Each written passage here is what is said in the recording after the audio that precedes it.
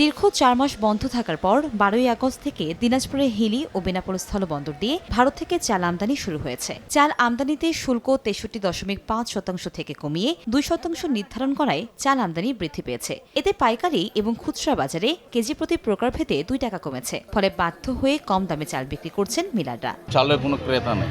দিনাজপুরে চালের বাজার বর্তমানে আগের থেকে একটু সহনীয় পর্যায়ে। দেশি বাজারে কেজিতে ২ থেকে ৩ টাকা প্রতি কেজি চাল কমে গেছে।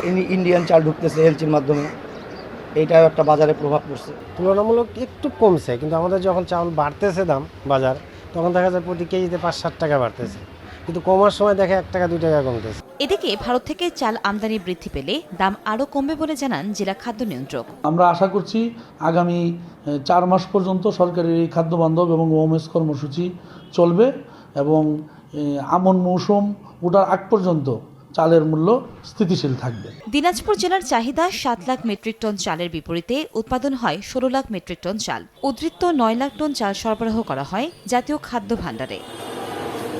সময় সংবাদ, দিনাজপুর।